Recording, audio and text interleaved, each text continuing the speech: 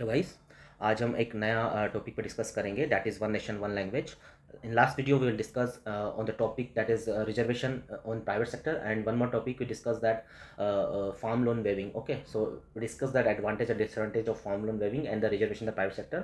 In this video we will discuss about one nation and one language. Okay, so this news is often in news, as we know, and there might chances that this topic can be asked in essay as well as in argument writing. Okay, so as you know कि जो argument writing होती है उसमें हमको introduction लिखना है। पहले 2 से 3 लाइन में आपको ब्रीफली इंट्रोड्यूस करना है कि what is the topic talking about. So यहाँ पर मैंने ये लिखा है कि ऑफिशियल लैंग्वेज जो एक 1963 था उसके according in India right now English and Hindi as a official language. Okay, but as such there is no national language in our country. Okay, so ये मैंने एक ब्रीफ इंट्रोडक्शन दिया है।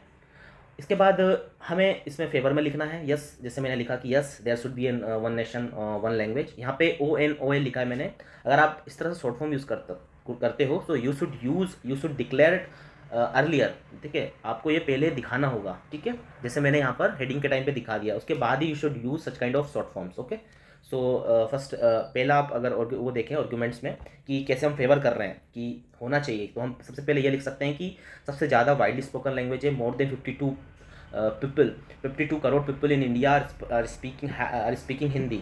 ओके, अब इसमें हिंदी में जो भोजपुरी लैंग्वेज है, गुजराती है, they are included in particular language, but overall if you talking about, so 52 crore population are speaks Hindi according to census 2011. So that is our argument in favoring one nation one language, means to making Hindi as a official national language. In the second topic you are talking that Hindi language can act as a जो main communication language, जो right now English as a main communication language, but if we declared as Hindi as a national language, so it can replace, not replace, but we can say it act as a main communicable language and act as a strong unifying factor. So that is what we can write in the argument.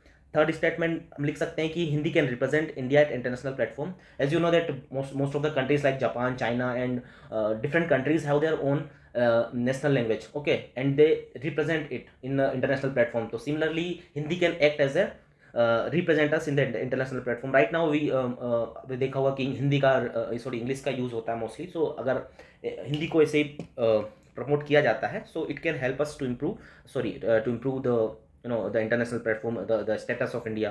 सो ये हम लिख सकते हैं third point. Fourth point हम ये लिख सकते हैं कि if the nation, like nation के पास हमारे इंडिया में नेशनल एनिमल है, नेशनल बर्ड्स है, नेशनल सॉन्ग्स है, even states have their own state animal, state bird, state song, so why can not a national language. Okay, so ये एक argument भी आप लिख सकते हो। और भी आर्गूमेंट आपको आता है तो आप इसमें फेवर में लिख सकते हो। अगेंस्ट में हम ये लिख सकते हैं कि जो फेवर में लिखा था कि सिमिलर टॉपिक को हम काउंटर आर्गूमेंट कर रहे हैं, और ये बेस्ट प्रैक्टिस होती है कि जो आर्गूमेंट में लिख रहे हो उसी के आप आगे लिख रहे हो।